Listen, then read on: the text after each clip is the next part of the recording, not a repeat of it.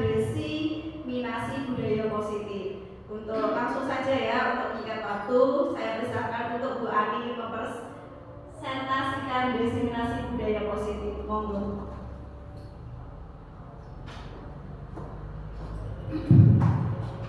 Cek ya. Baik, terima kasih kepada Bapak Ibu semuanya. Sebelumnya Assalamualaikum warahmatullahi wabarakatuh. Masih semangat ya? Semangat. Siang hari ini kita akan mempresentasikan desiminasi budaya positif. Ya, desiminasi budaya positif. Langsung ya. Jadi nanti kita belajar bersama di sini nanti. Kita belajar bersama untuk mempelajari tentang budaya positif. Harapannya ketika kita sudah memahami ini dari materi yang saya dapat dari PGP, ya, materinya dari PGP nanti bisa kita praktekkan bersama. Karena pada intinya kita memerlukan kerjasama untuk bisa mencapai tujuan kita bersama pula. Langsung deh. Tentang budaya positif dulu.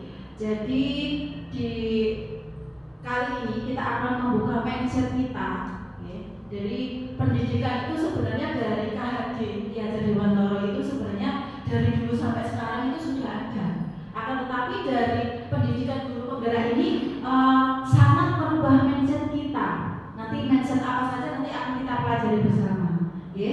Dari KHD di sini yang poin-poin yang kita pelajari bersama. Yang pertama bahwa tujuan pendidikan menurut KHD yaitu menuntun segala kodrat yang ada pada anak-anak agar mereka dapat mencapai keselamatan dan kebahagiaan yang setinggi-tingginya baik sebagai manusia maupun sebagai anggota masyarakat. Ini adalah tujuan pendidikan menurut KHD yang sangat cakupannya sangat luas. Tidak hanya pendidikan itu berfokus pada biar pintar saja tidak. Kemudian poin yang kedua, pendidik sebagai menuntun hidup murid sesuai kodrat yang ada pada anak agar dapat memperbaiki lakunya bukan dasarnya dan tumbuhnya kekuatan kodrat anak. Pendidik diibaratkan sebagai petani. Baik, saya cerita sedikit ya. Jadi kita itu pendidik diibaratkan sebagai petani. Itu maksudnya bagaimana? Ketika kita seorang petani, kita akan menanam benih. Ya. Di situ ada benih yang unggul, ada bibit yang unggul, mungkin ada bibit yang tidak unggul, okay? Atau yang biasa saja. Itu diibaratkan adalah murid kita. Kita sebagai petaninya.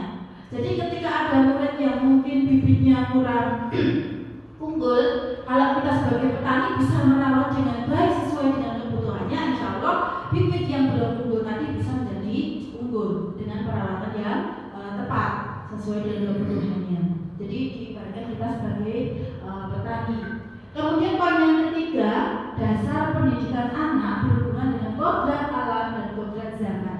Kodrat alam itu apa? Kalau itu berkaitan dengan sifat, bentuk lingkungan di mana anak itu berada, alam. Jadi di mana anak itu berada itu bisa berhubungan dengan kodrat alam.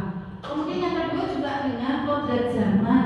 Jadi isi dan irama bisa kita sesuaikan dengan bahwa pendidikan itu zaman dulu dengan zaman sekarang pasti akan sangat berbeda. Okay? Dulu dan sekarang itu sangat berbeda. Dulu baru mengenal IT ya, sekarang kita sudah mengenal IT, tentu pembelajaran kita juga menyesuaikan.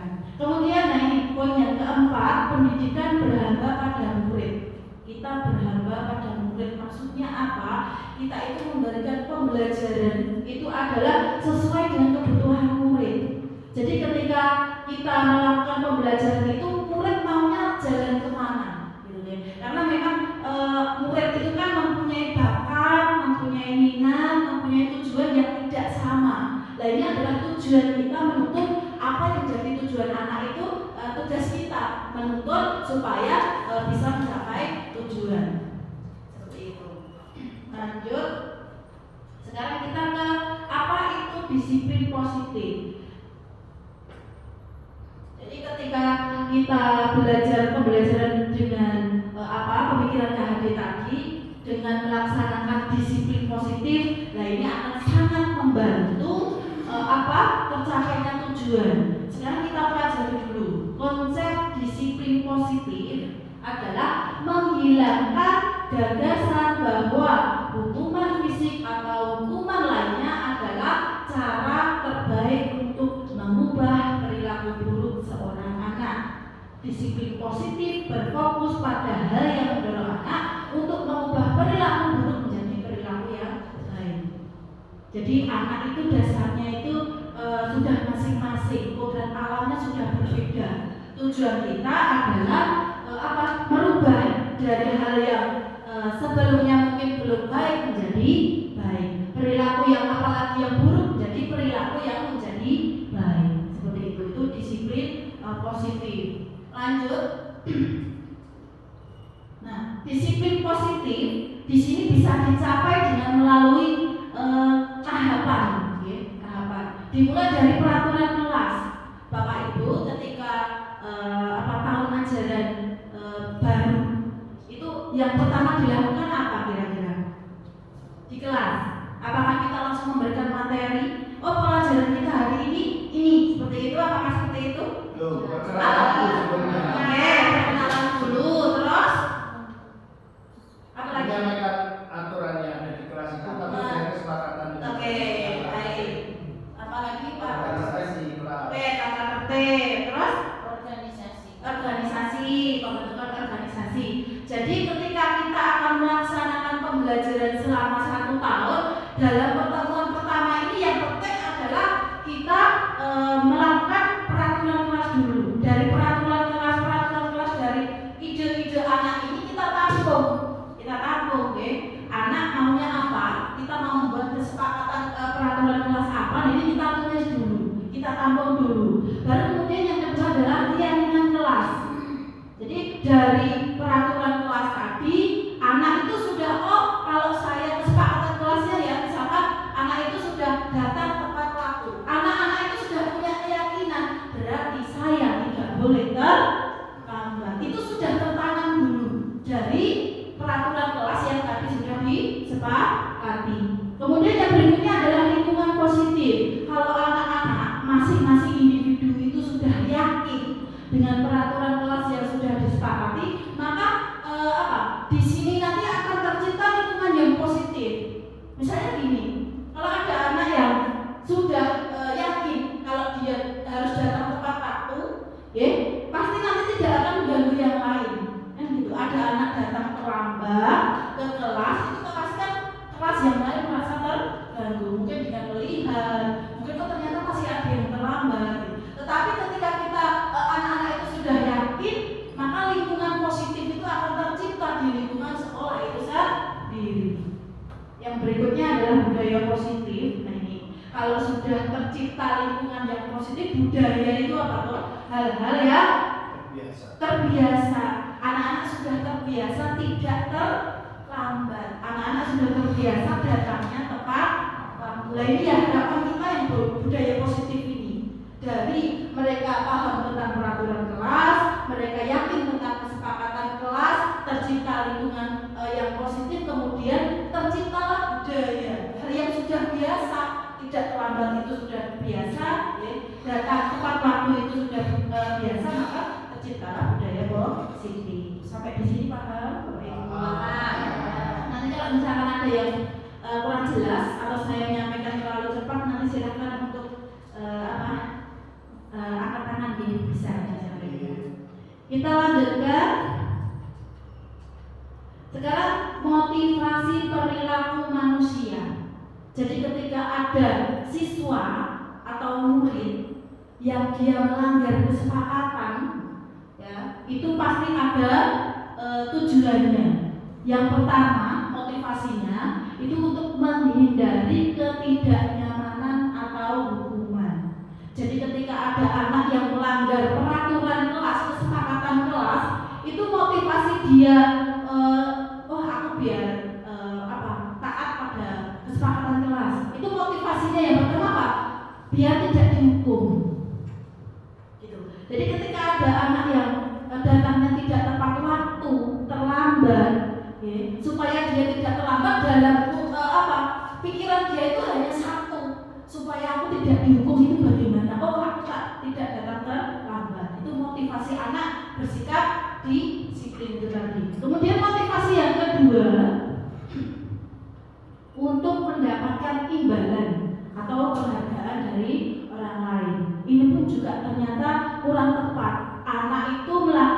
disiplin yang dengan motivasi yang kedua.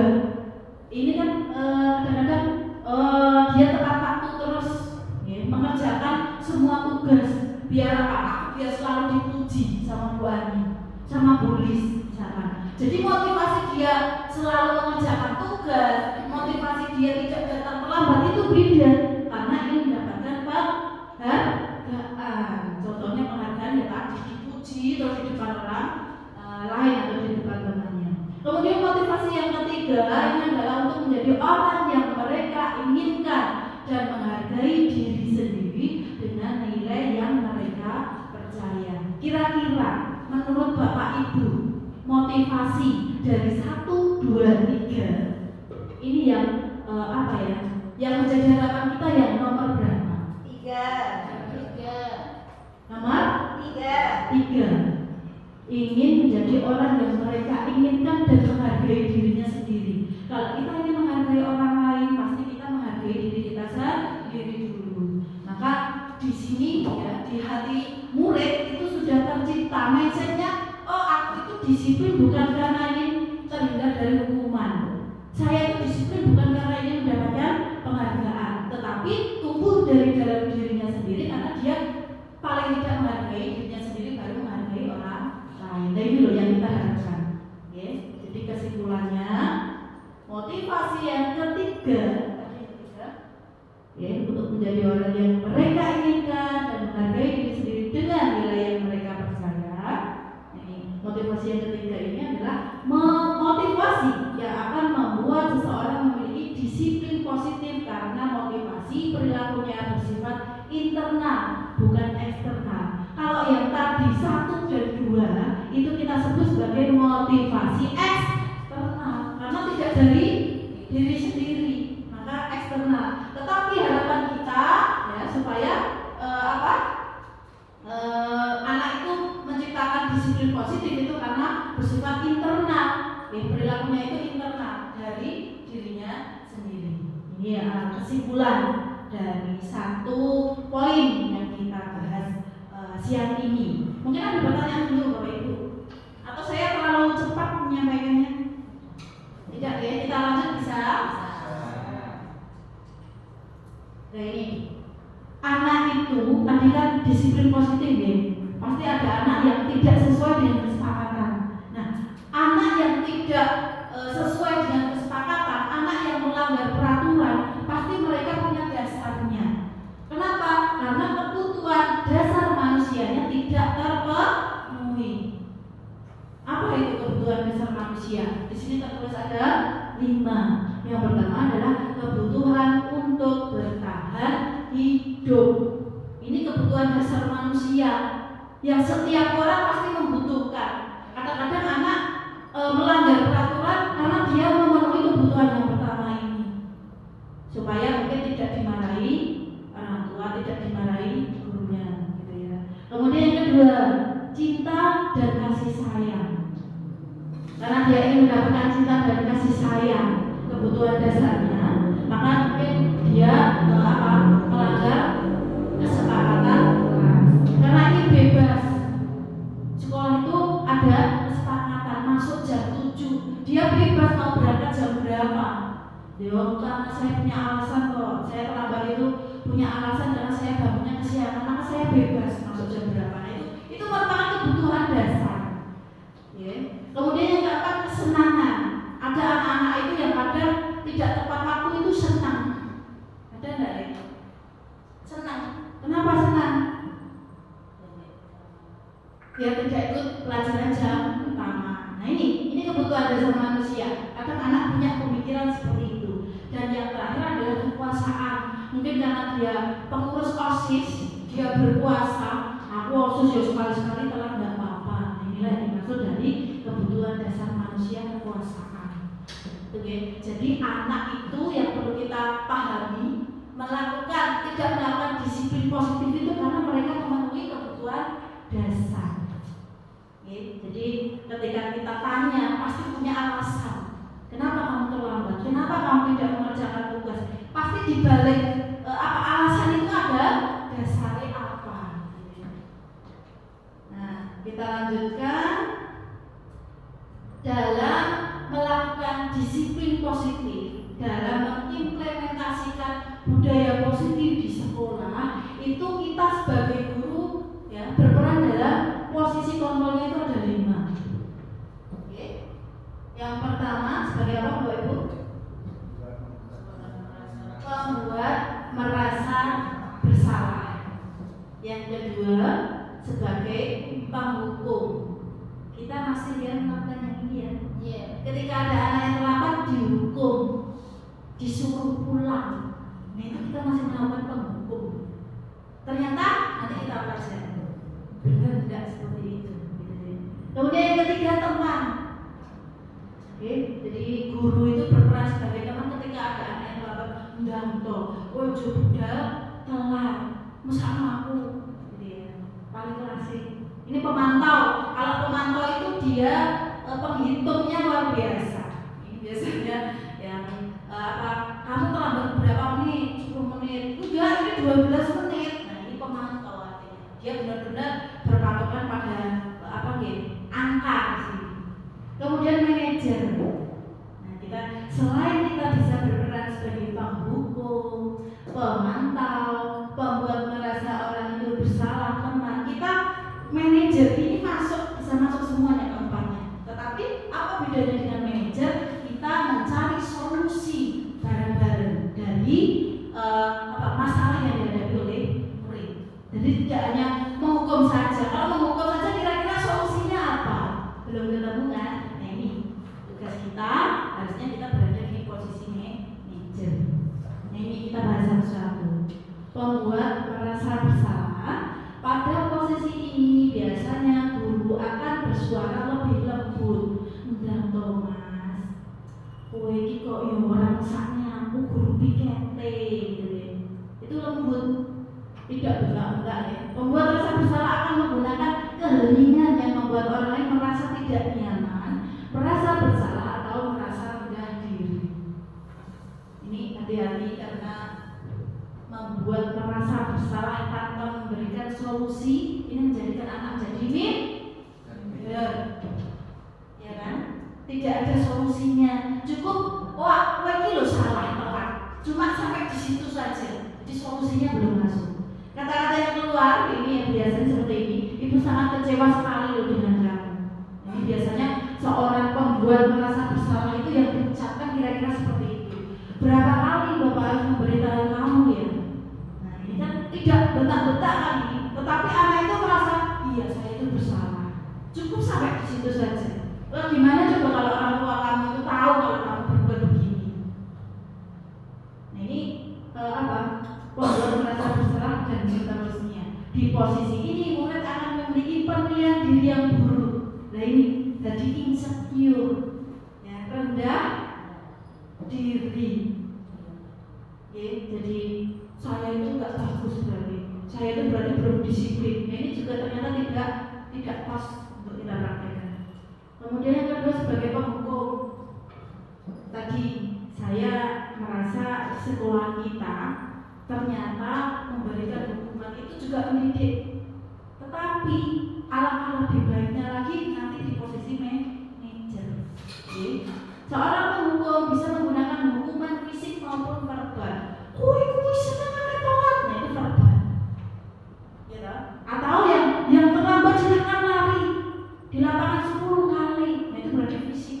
Ternyata kurang pas. Orang yang menjalankan posisi penghukum senantiasa mengatakan bahwa sekolah memerlukan sistem atau alat yang dapat lebih menekan murid lebih dalam lagi. Nah biasanya kata-kata yang diucapkan seorang penghukum itu patuhi aturan saya atau awas nanti kamu tidak naik kelas. Ini kan berarti pengancaman. Ya enggak? Dihukum.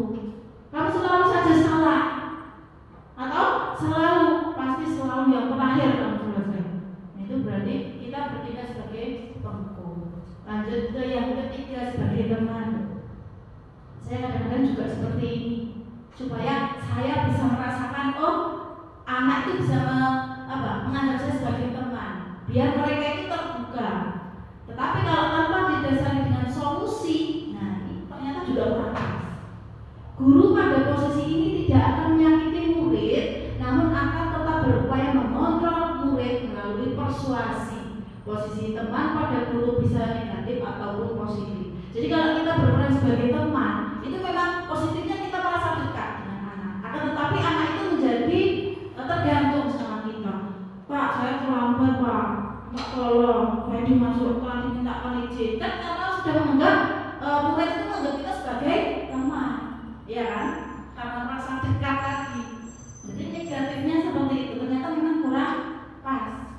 Lanjut yang keempat sebagai pemantau. Memantau berarti mengawasi. Pada saat kita mengawasi, kita bertanggung jawab atas perilaku orang yang kita awasi. Posisi pemantau berdasarkan pada peraturan-peraturan dan konsekuensi. Dengan menggunakan sanksi atau konsekuensi, kita dapat memisahkan hubungan pribadi kita dengan murid.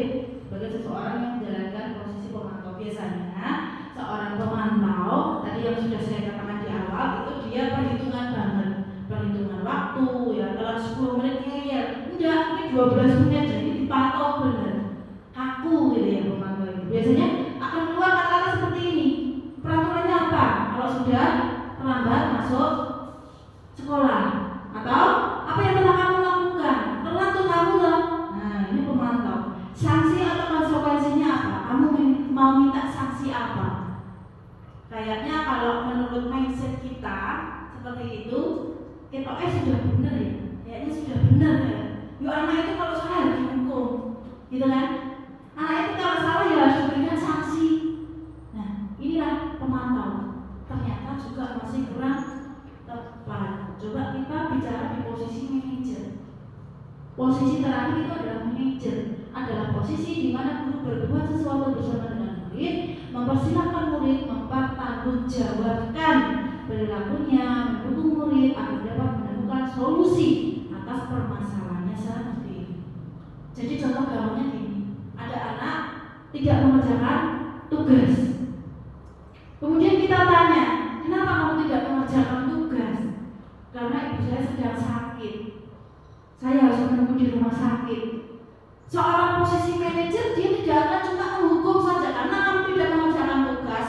Kamu harus saya hukum mengerjakan tugas sebanyak 5 kali. Tidak seperti itu kalau seorang manajer. Kalau posisi guru berada di ini posisi kontrol manajer, dia akan mencari solusi. Anak itu tidak mengerjakan tugas itu karena menunggu ibunya sakit di rumah sakit. Mungkin kita bisa menawarkan, kalau seperti itu kamu harus mencari solusi supaya kamu tetap bisa mengerjakan itu. Bagaimana kira-kira? Oh iya Bu, karena ibu saya kakak saya ada ya, berarti nanti gantian. Nah, ada kan solusinya. Nah, ini posisi kita sebagai manajer. Sudah sudah bisa membayangkan mindsetnya? Sudah ya?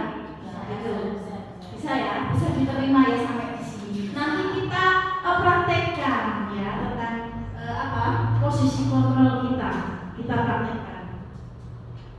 Jadi kesimpulan dari 5 posisi kontrol tadi yang diharapkan kita itu sebagai guru mampu menjadi manajer. Karena di posisi ini guru berbuat sesuatu bersama murid. Mempersilahkan murid, mempertanggungjawabkan perilakunya, mendukung murid agar dapat menemukan solusi atas permasalahannya sendiri. Jadi tidak hanya menghukum, tidak hanya menghakimi anak supaya merasa bersalah, tidak hanya merasa dekat sebagai teman, akan tetapi kita harus mampu menjadi posisi kontrol manager. Bisa kita praktekkan? Bisa ya. Perubahan itu harus ada, dan perubahan itu tidak harus dalam bentuk yang besar dalam waktu yang singkat, tidak. Kita mulai dari hal yang paling kecil, dari kelas kita dulu. Mungkin kita sebagai wali kelas ya. Nah, kita posisi kontrol di manajer sebagai wali kelas dulu. Nanti kalau wali kelas sudah mempunyai mindset kalau kita harus sebagai manajer, saya yakin budaya positif, mindset anak itu sudah tertata sendiri, akan menjadi budaya positif. Sampai di sini bisa diterima ataukah ada pertanyaan dulu biar tidak ngantuk? Ada pertanyaan dulu?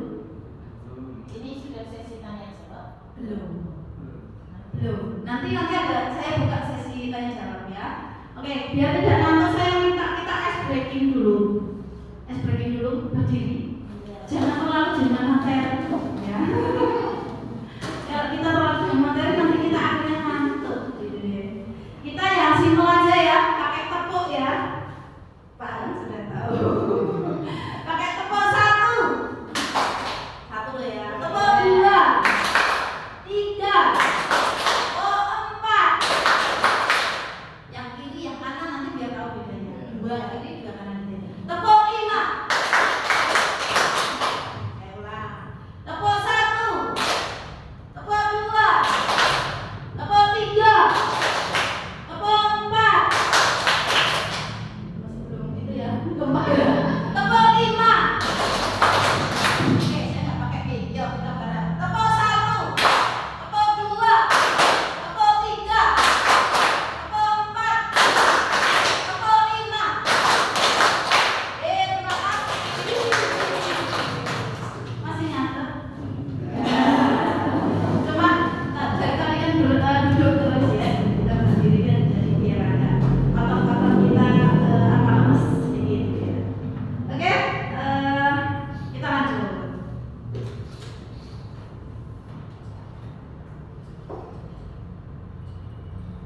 Ini kita bicara tentang keyakinan kelas. Jadi tadi kan urutannya ada peraturan kelas, ada kesepakatan kelas, ada lingkungan positif, kemudian ada keyakinan kelas. Nih, kalau dulu keyakinan kelas itu dulu namanya tata tertib. Kalau tata tertib itu dari satu pihak yaitu guru. Sedangkan kalau keyakinan kelas itu berangkatnya dari kesepakatan kelas. Paham? Bisa diterima yang ini?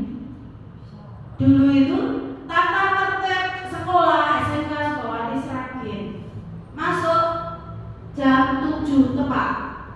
Lebih dari itu silakan pulang misalkan. Itu tata tertib. Seneng ya anak ya. Seneng ya malah ya. Wong izin aja kadang-kadang tidak boleh.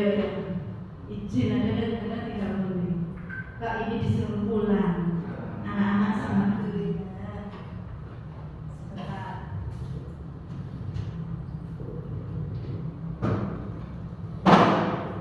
Oke, kita lanjutkan.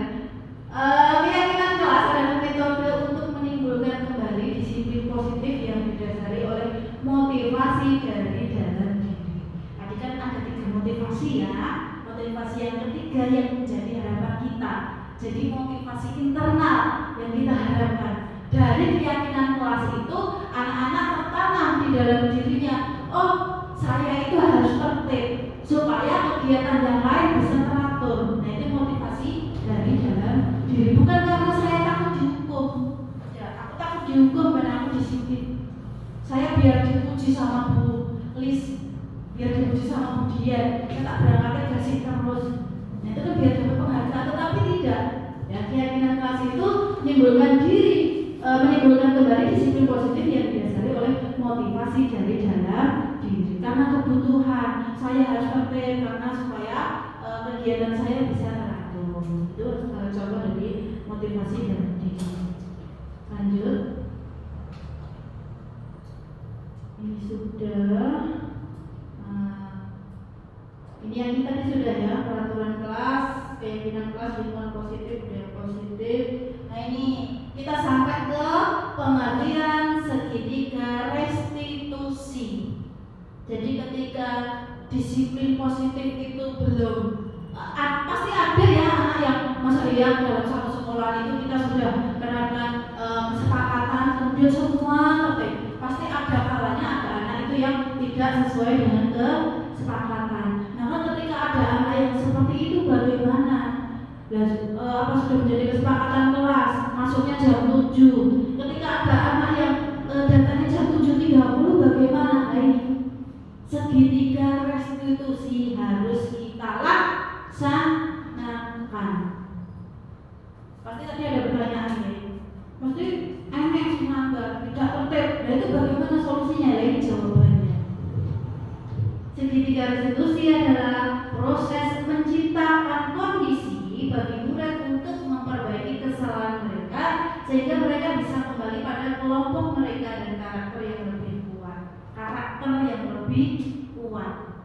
Ini segitiga restitusi. Intinya kalau segitiga restitusi itu dari masalah yang ada pada anak, kita sebagai guru harus memposisikan diri sebagai manajer, mencari solusi.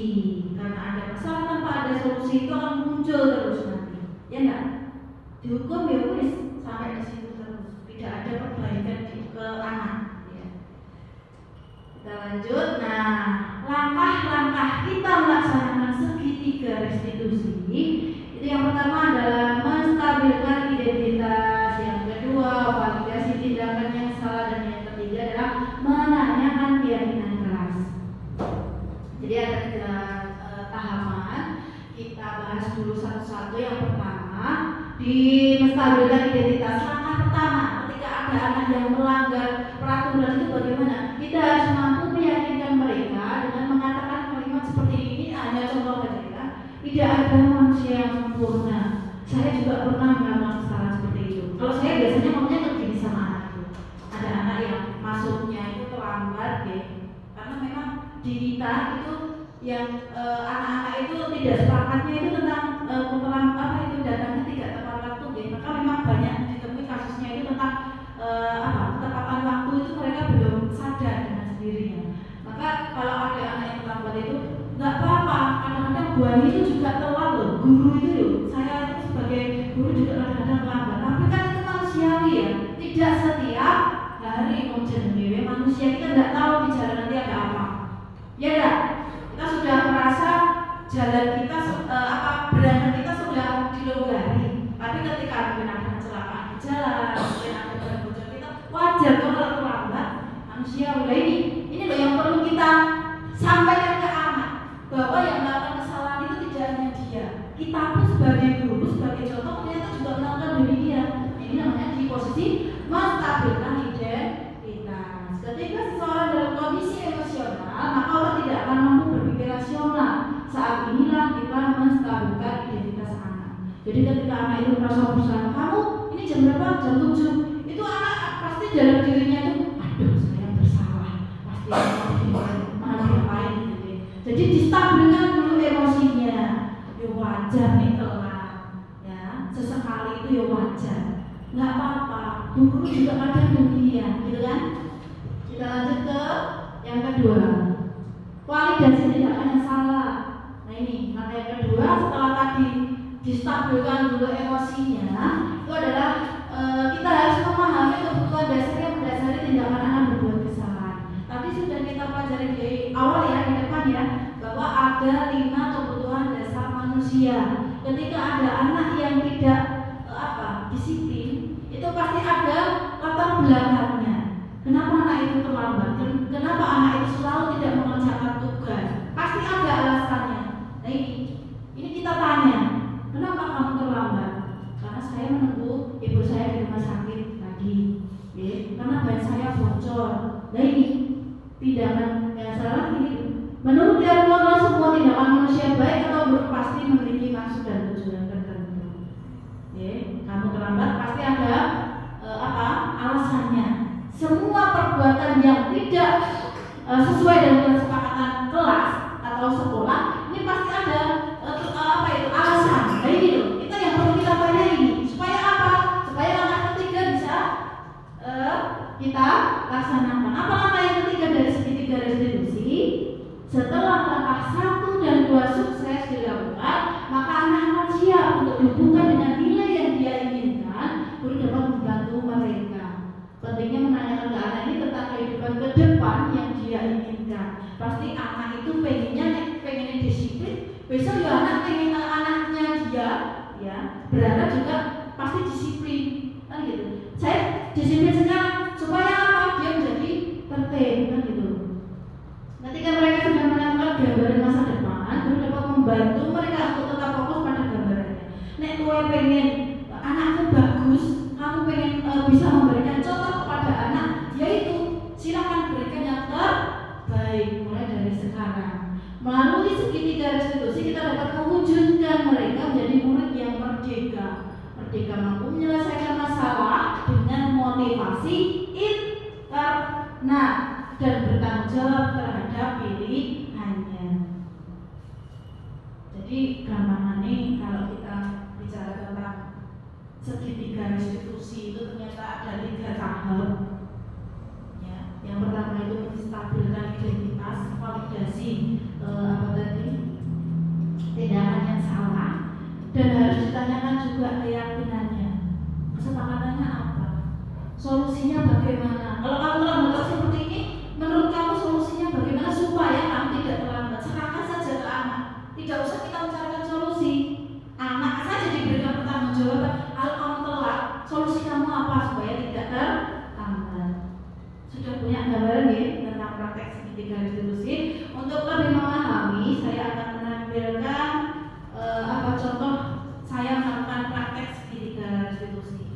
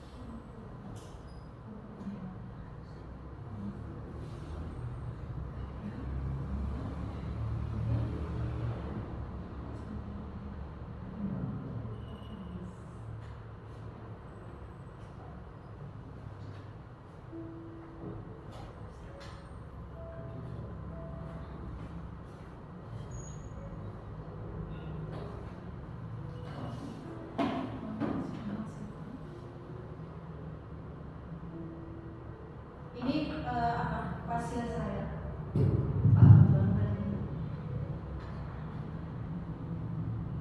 Kita ambilkan ya videonya saja biar cepat ya.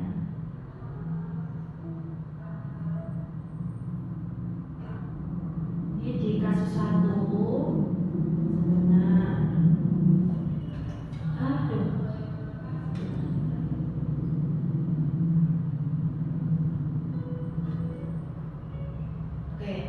Jadi pada hari Senin, ya, pagi jam pertama, kelas 10 TKJ seorang peserta didik ini bernama Ira makan di kelas pada saat ulangan mata pelajaran bahasa Indonesia.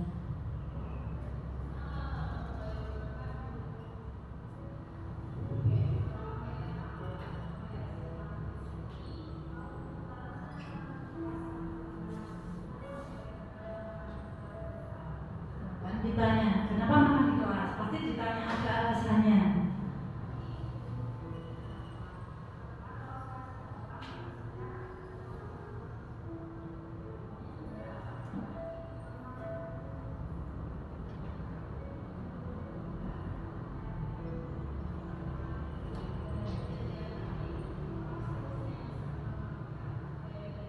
Ditawarkan, jadi solusi masalah anak itu solusinya tawarkan saja ke anak, karena anak akan punya rasa tanggung jawab lebih, gitu ya. Yang sudah diambil solusinya apa itu pasti tanggung jawabnya lebih.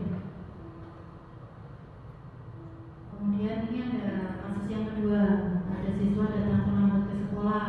Nah ini yang menjadi PR kita bersama di sekolah kita, masih banyak anak yang datangnya itu belum tepat waktu. Nah, ini kasusnya ini.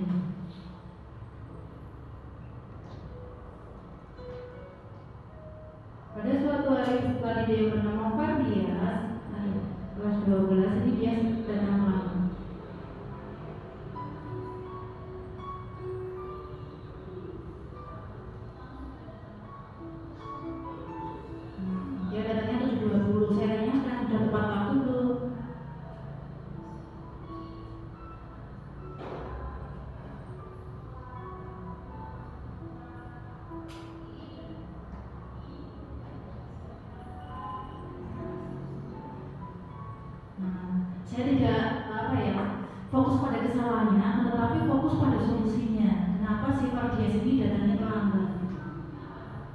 Nah, ditanyakan dulu alasannya. Kenapa kamu terlambat? Nah, ternyata dia main game sampai larut malam. Artinya bangunnya kesiangan.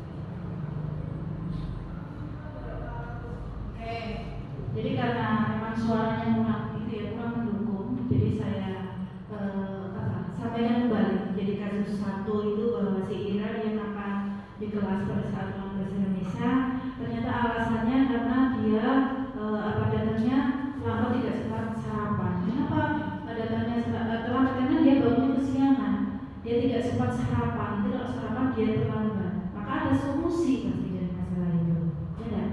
Jadi solusinya apa supaya kamu itu tidak terlambat lagi, supaya datangnya bangunnya tidak kesiangan, ya.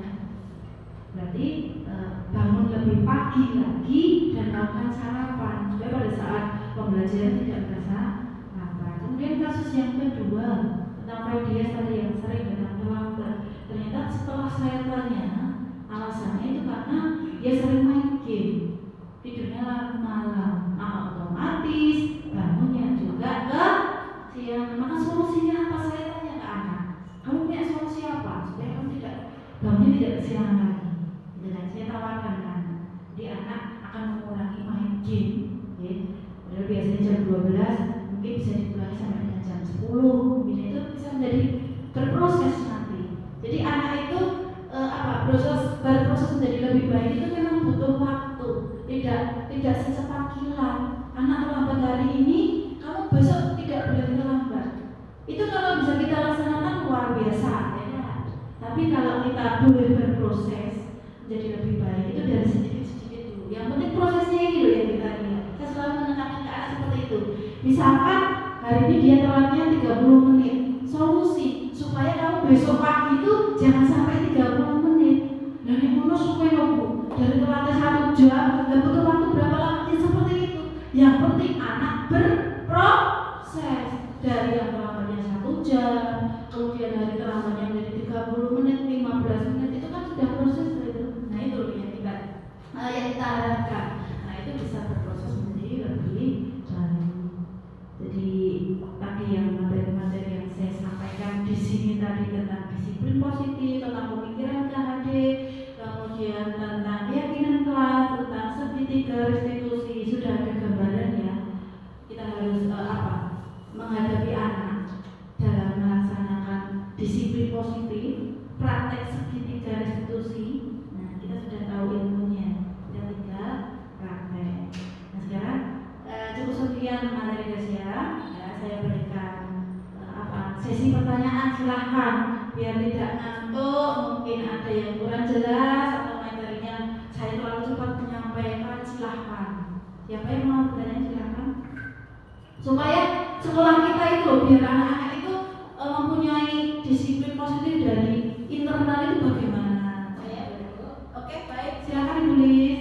Ya, tadi kita harus bersikap sebagai manajer di dalam pembelajaran di kelas. Nah ini ada misalnya ada seorang siswa itu sering izin, dia itu sering izin dan dia alasannya jadi sebenarnya juga tepat dan dia juga diizinkan sama orang tua.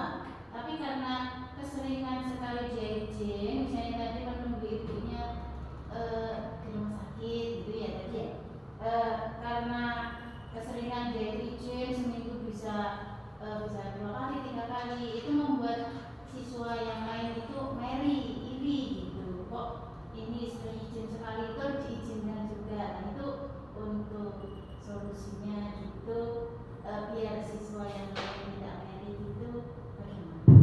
Baik, bagus sekali pertanyaannya dari Bu Lis tadi. Kalau ada anak yang sering izin, padahal orang tuanya juga mengetahui kalau memang tidak masuk, kira-kira solusi kita atau kita harus bersikap manajer itu bagaimana kita menyelesaikan masalah anak yang sering izin tapi diketahui oleh orang tua. Mungkin ada yang punya jalan keluar, punya solusi?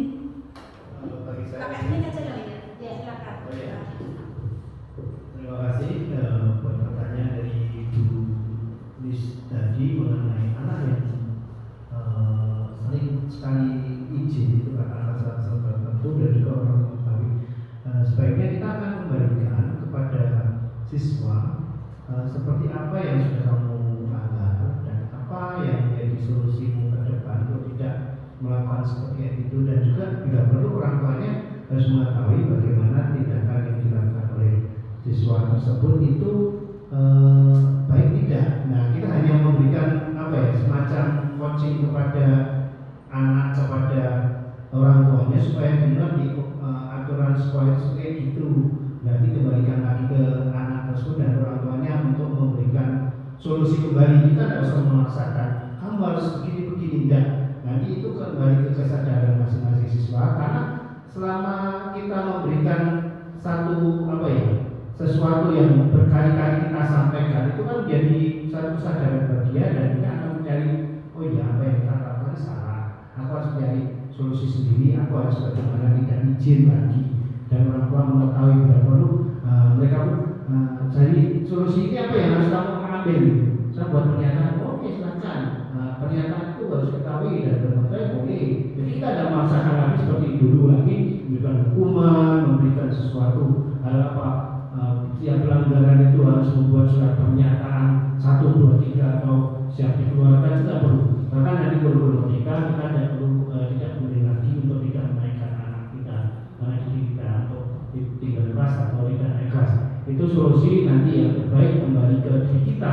Kita membuat suatu perubahan gerakan itu pelan-pelan saja, step by step, tidak usah langsung meningkat, langsung greget gitu enggak. Tapi segala sesuatunya pasti berawal dari diri kita, kesadaran kita. Kalau kita tergerak untuk menggerakkan sesuatu yang baik, pasti akan berdampak yang baik.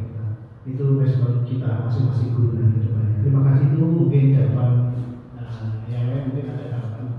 Berarti berdiskusi dengan orang tua sama anaknya juga. Iya. Baik, terima kasih tadi jawaban yang disampaikan oleh Pak Hanan. Solusinya kenapa anak yang sering izin dan mengetahui orang tua, kembali kita tawarkan ke anak bahwa posisi manajer itu kita mindset kita itu anak itu supaya bertanggung jawab. Kalau dia sering tidak hadir, sering terlambat, sering tidak masuk, walaupun itu sudah izin sama orang tua mengetahui, berarti kita di sini juga memerlukan diskusinya sama orang tua. Bagaimana Bu solusinya supaya anak ini tidak sering izin bagaimana? Mungkin kita pilah, nanti solusinya disampaikan ke anak ya. Kalau anak memang mungkin buntu atau bingung, kita bantu. Ini kamu 2 kali itu tidak masuk itu karena apa? 1, karena apa? Yang kedua karena apa? Dari 2 alasan ini, apakah mana yang lebih penting? Misalkan. Jadi nanti kita timbang-timbang gitu. Dari mungkin sering tidak adanya 10 kali, jadi 10 alasan kan nanti. Dari 10 alasan itu yang kira-kira sangat penting yang mana? Yang kurang penting yang mana? Yang tidak penting yang mana? Kita jumputi. Oh, berarti harusnya pada saat ini kamu masuk karena tidak penting, harus kamu lebih penting sekolahnya dulu. Oh, ternyata kurang penting dan seterusnya.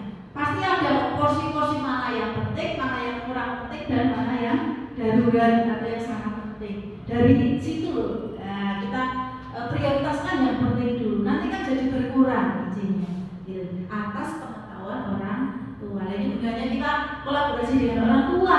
Kita ngandalin oke, banyak-banyak, tapi orang tua masih mengizinkan terus ya. Tidak ketemuan solusinya. Nah ini, kalau menurut saya seperti itu. Mungkin ada punya solusi yang lain selain Pak Ana.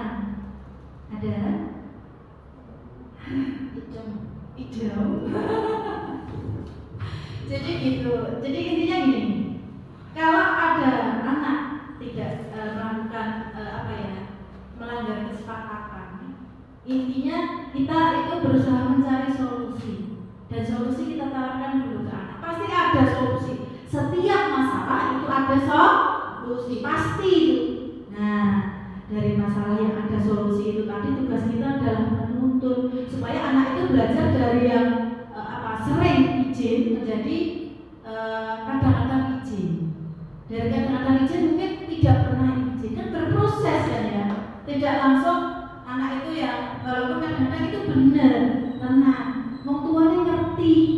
Nah, jadi dibilang-bilang tadi kan mana yang penting, kurang penting dan tidak penting. Nah, itu yang tentunya yang anak perlu izin ya berarti yang sangat penting. Yang tidak penting ya tetap diutamakan sekolahnya dulu. Begitu mungkin ya. Ada pertanyaan yang lain? Kalau tidak ada jawabannya lain, mungkin satu pertanyaan lagi silakan. Supaya SMK Sukowati itu anaknya itu biar berbudaya positif, biar menjadi budayanya itu budaya positif yang baik. Nah, mari kita bersama-sama bagaimana trik kita sudah tahu teorinya, tinggal mempraktekkan. Sulit memang, tetapi tidak ada yang tidak mungkin, perlu berproses, butuh waktu bertahun-tahun memang untuk membudayakan positif itu ya kan? Gitu. Ada satu lagi pertanyaan, Bu, silakan.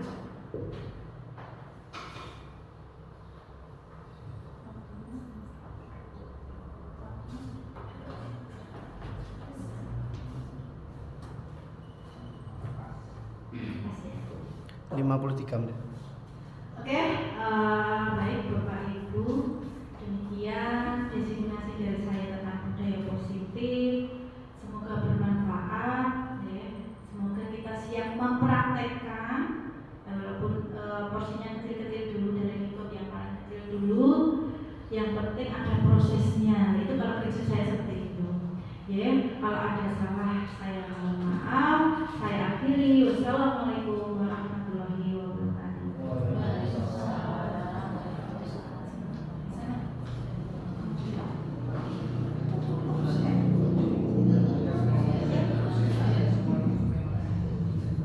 Baik Bapak Ibu, tadi diseminasi. Baik Bapak Ibu, setelah selesai Bu Ani untuk membagikan praktik baik tentang budaya positif. Semoga itu bisa kita gunakan untuk menangani murid, baik menggunakan sertifikat restitusi. Nah, nanti bagaimana prosesnya itu tadi sudah dikasih contoh ya. Saya sebagai moderator minta maaf atas segala kesalahan. Wassalamualaikum warahmatullahi wabarakatuh. Waalaikumsalam. Tepuk tangan semuanya.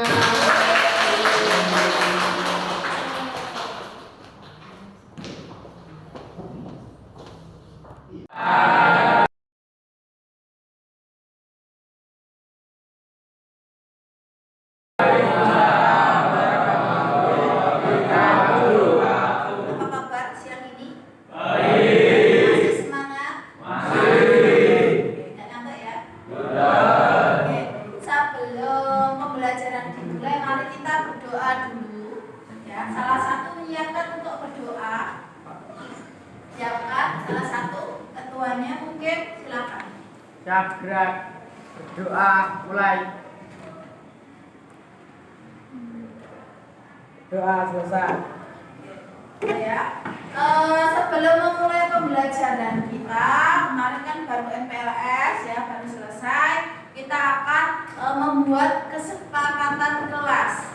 Jadi silakan untuk peraturan apa saja nanti kita tentukan di awal pembelajaran supaya apa? Kita bisa disiplin diri. Kita bisa dengan kesadaran diri kita melakukan budaya positif. Melakukan budaya positif itu salah satunya dengan disiplin. Ya, itu ya. Harapannya ketika nanti ada kesepakatan kelas, ada keyakinan kelas, bisa kita laksanakan, bisa untuk menjadikan kita menjadi lebih baik. Oke, jadi sekarang kita mulai dari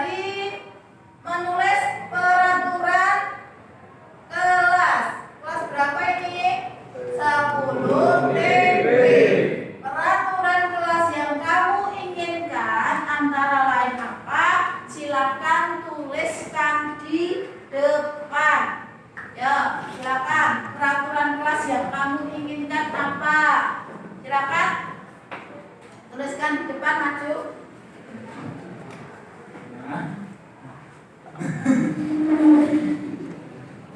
Bajunya dimasukkan dulu. Bajunya dimasukkan dulu ya, Pak. Nah, nanti dirapikan dulu baru menulis, ya. Yang mau maju silakan dirapikan dulu bajunya. Oke, tulis. Yang lain nanti disiapkan, ya. Yang mau ditulis apa, usulannya apa, bebas. Nanti kita diskusikan apakah ini berdampak positif untuk kita. Kalau memang dampaknya positif, kita sepakati. Kalau memang tidak, ya berarti tidak kita tulis sebagai kesepakatan kelas. Dilarang telat masuk kelas. Baik, terima kasih, Mas. Terus lagi siapa? Ayo. Silakan, Mas. Mas siapa namanya? Bajunya dimasukkan dulu, bajunya dirapikan. Dirapikan. Langsung pulang. Ditulis, ya. Terus setelah Mas Arga, nah silakan setelah Mas Arga Sintan.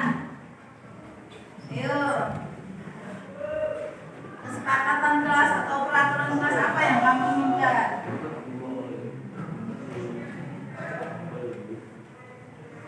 Oke, terima kasih. Ya, lagi lanjut. Ayo.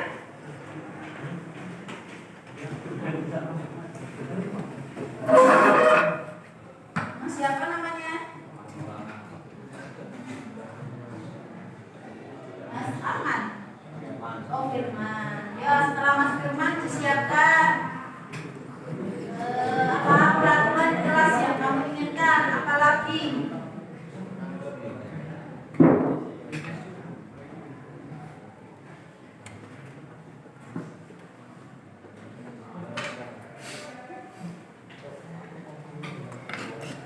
Dilarang terlambat, menjaga kebersihan, dilarang telat masuk kelas.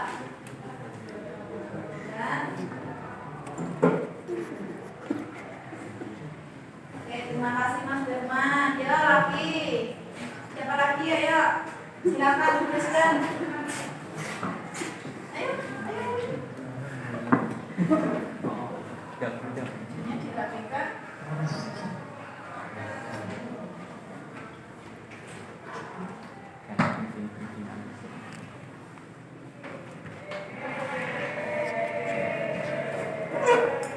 Siapa namanya, Mas?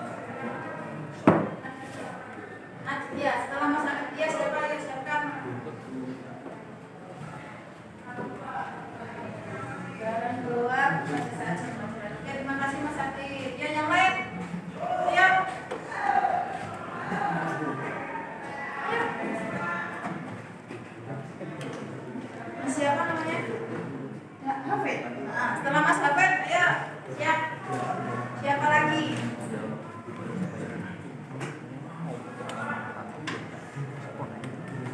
Baru 5 poin.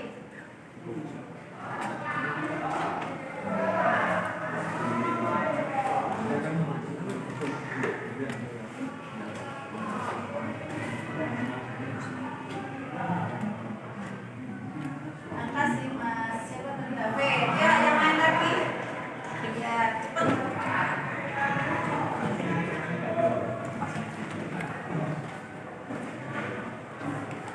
Mas siapa namanya? Eda.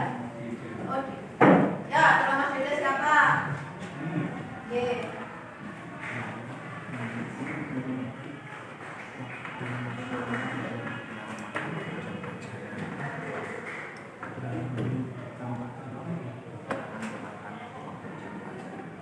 Dilarang mengganggu teman.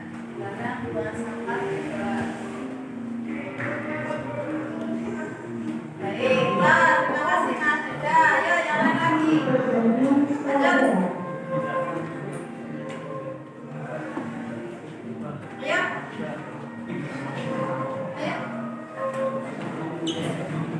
Mas siapa? Mas Eko, ya, setelah Mas Eko disiapkan.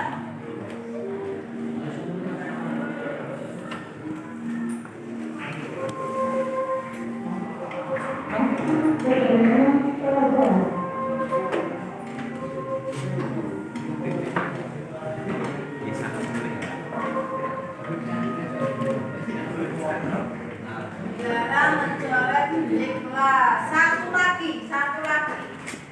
Makasih Mas. Apa tadi? Ya, satu lagi. Ya.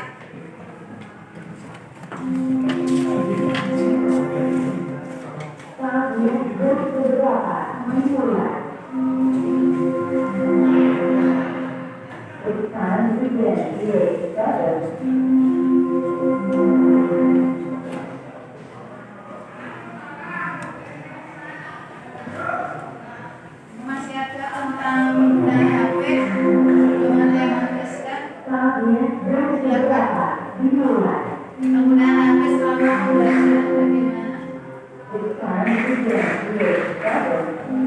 Dilarang makan jam pelajaran.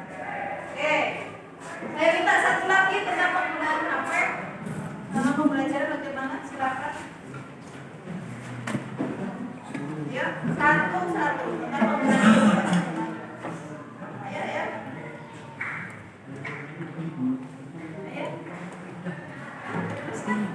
Tentang penggunaan HP selama pembelajaran. Di sini ada beberapa bajunya dimasukkan dulu.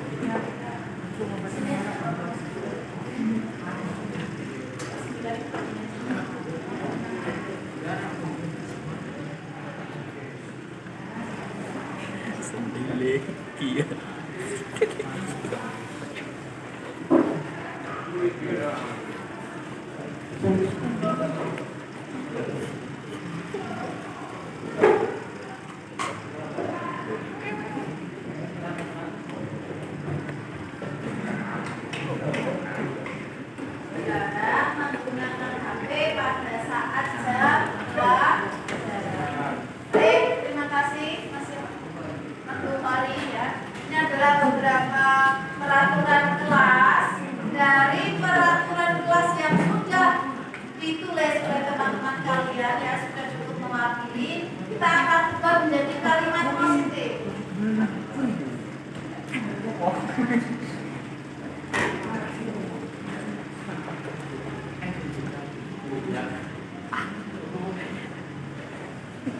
Kita ubah menjadi kalimat positif. Di sini kan dilarang telat masuk kelas. Artinya apa? Berarti datang tepat waktu.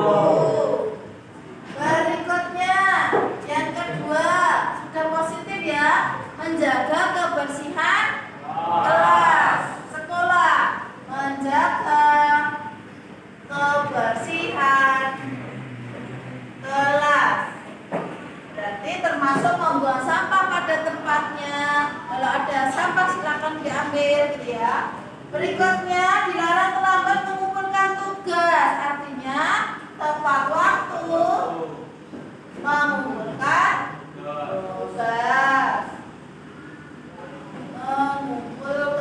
tugas. Kemudian dilarang keluar jam pelajaran. Bagaimana?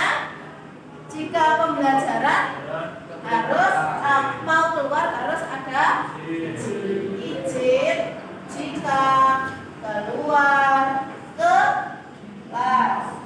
Berikutnya saya tidak melarang, tapi kalau memang ada perlu ke belakang, ada perlu yang lain silakan dulu. Itu ya. Kemudian yang kelima berikutnya membuang sampah dilarang membuang sampah di kelas sudah termasuk ini ya. Dilarang mengganggu teman yang sedang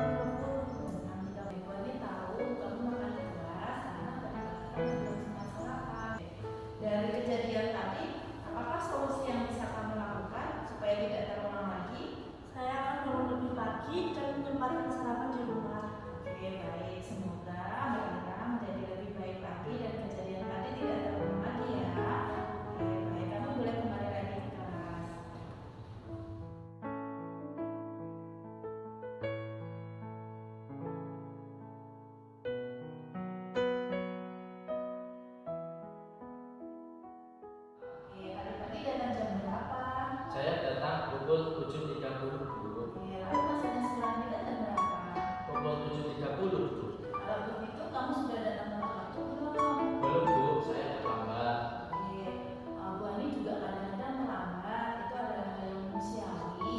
Kadang-kadang karena suatu hal, Bu Ani datang terlambat ke sekolah, terlambat juga masuk ke kelas. Akan tetapi dari masalah ini, Bu Ani tidak mencari siapa yang salah, kita cari solusinya bareng-bareng. Baik, pasti kamu punya alasan kenapa kamu datang terlambat. Semalam saya bermain HP dan bermain game hingga larut malam, sehingga saya bangunnya kesiangan dulu. Oke, sehingga baru kesiangan sampai sekolah terlambat. Apakah dengan terlambat kamu sudah memenuhi keyakinan sekolah kita? Tidak Bu, Tidak ya. Berarti kamu masih ingat nggak apa saja keyakinan sekolah kita? masih Bu, salah satunya datang tepat waktu di sekolah. Oke, kamu tahu supaya tidak terlambat lagi besok-besok kamu punya rencana apa, punya langkah apa? Saya akan tidur lebih awal dan mengurangi bermain HP dan bermain game saya dulu. Oke, baik. Semoga langkah-langkahnya Mas Ferdias itu bisa berjalan dengan baik dan Mas Ferdias tidak lagi datang terlambat ke sekolah. Warahmatullahi wabarakatuh. Perkenalkan, nama saya Ira Krisnawati dari kelas 10 Multimedia. Perasaan saya setelah melakukan testitusi bersama Ibu Ani yaitu sangat senang karena dapat menemukan solusi atas permasalahan saya, yaitu makan di kelas saat ulangan. Terima kasih saya ucapkan kepada Ibu Ani karena telah memberikan solusi terbaik kepada diri saya. Saya berjanji tidak akan mengulangi perbuatan saya, yaitu makan di kelas saat ulangan. Saya akan bangun lebih pagi untuk menyempatkan sarapan di rumah. Cukup sekian. Wassalamualaikum warahmatullahi wabarakatuh. Warahmatullahi wabarakatuh. Perkenalkan, nama saya Ferdias Tafda Diandra dari kelas 12 Teknik Pemesanan SMK Sukowati Sragen. Perasaan saya setelah melakukan restitusi bersama dengan Ibu Ani, yaitu perasaan saya sangat senang sekali karena dapat menemukan solusi atas permasalahan saya, yaitu suka datang terlambat di sekolah.